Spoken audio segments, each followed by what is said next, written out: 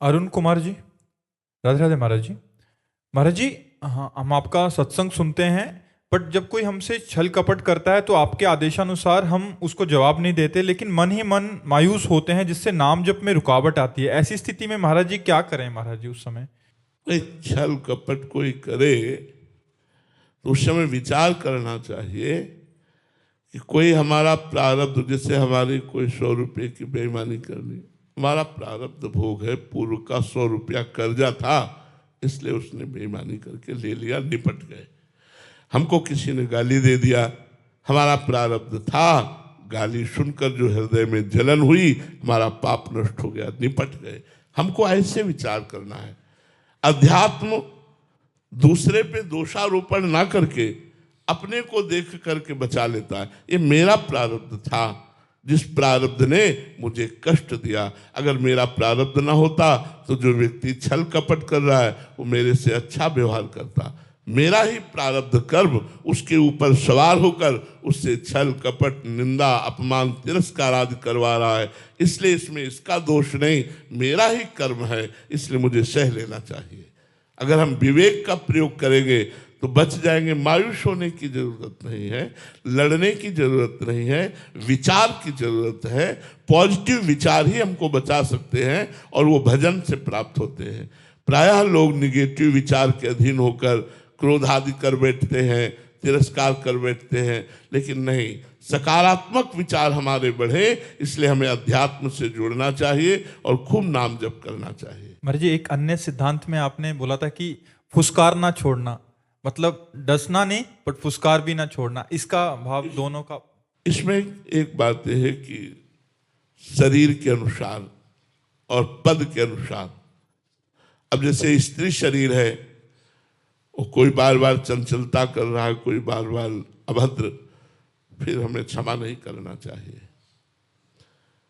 अगर वो ज्यादा उपद्रव कर रहा है तो हमें कानून का सहारा लेकर उसे दंड दिलाना चाहिए, क्योंकि अगर उसको हम क्षमा करते रहे तो वो उपद्रव बढ़ाकर वो कहीं गलत आचरणों पे ना उतर जाए। अब पदाधिकारी है, वो अपने निज जनों को शासन में रखना चाहता है, तो अंदर से क्रोध ना रखते हुए भी यदि वो क्रोध नहीं करेगा तो उसके अनुशासन में उसके नीचे वाले नहीं रहेंगे। इसलिए पदाधिकारी जो राष्ट्र सेवा में है, जैसे शिक्षक है, पिता है, पदाधिकारी है, इनको ना चाहते हुए भी क्रोध का नाटक करना पड़ेगा, विरोध का नाटक करना पड़ेगा। अब वो ऑफिस में आया, टाइम से नहीं आता है, अपना काम नहीं करता है, अब वो बड़ा अधिकारी है, अब उससे हाथ जोड़ के थोड़ी बोलेगा, उससे टाइट होकर बोलेगा तो अगले दिन वो समय से आ जाएगा और अपना कार्य करेगा। तो अधिकारी को, शिक्षक को, माता पिता को, गुरु को ना चाहते हुए भी विरोध भाव, क्रोध भाव प्रकट करना पड़ता है। अब बच्चा गलत आचरण प्यार से नहीं समझ रहा तो डांट लगा दी। अब ये सोचे कि अध्यात्म के विरुद्ध है, तो नहीं, अध्यात्म को समझना होगा। हाँ, अब हम जैसे जा रहे हैं, कोई गाली छोड़ दिया, लेकिन कोई किसी को सता रहा है, हम नहीं छोड़ेंगे, हम बीच में कूद पड़ेंगे, उसकी रक्षा करेंगे। ये सब विचार, इसीलिए कहते हैं हमें पॉजिटिव विचार के लिए भजन चाहिए। भजन करो, रामई भजे ते चतुर नर, जितना भजन करोगे उतनी बुद्धि विशाल विवेकवती होती जाएगी और आपको बचा लेगी और दूसरे को भी बचा लेगी। प्रियम मिश्रा जी, छत्तीसगढ़ से।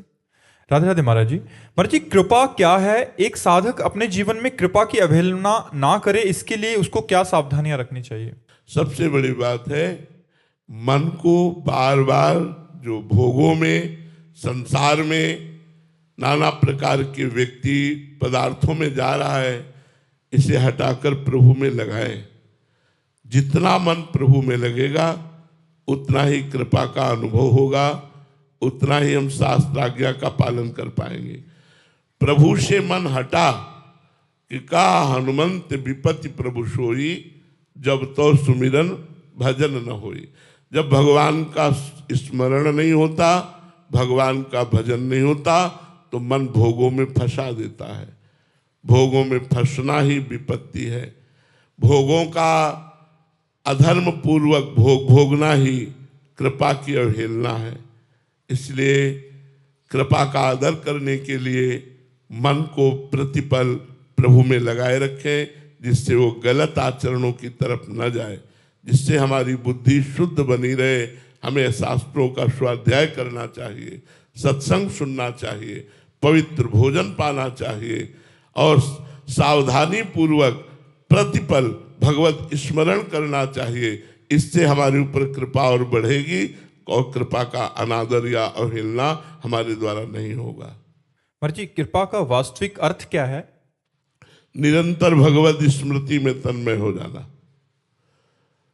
जाकी कृपा लवलेश ते मतिमंद तुलसीदास हु, पायो परम विश्राम राम समान प्रभु नाहि कहूं। कृपा का स्वरूप है भगवान के चरणों में मन का निरंतर लग जाना। सावई मनः कृष्ण पदारविंदयो। एक एक वृत्ति कृष्ण गृहीत मानसा। कृष्ण ने हमारे मन को ग्रहण कर लिया, आकर्षित कर लिया। एक एक वृत्ति कृष्णाकार हो गई। यही भगवान की कृपा है, यही कृपा का स्वरूप है कि निरंतर भगवान का मन क्रम वचन छाण चतुराई और भजत कृपा करिहे रघुराई। मन वचन कर्म से सांसारिक कपट चतुरता का त्याग करके भजन किया जाए तो कृपा ही कृपा है। यही कृपा का स्वरूप है।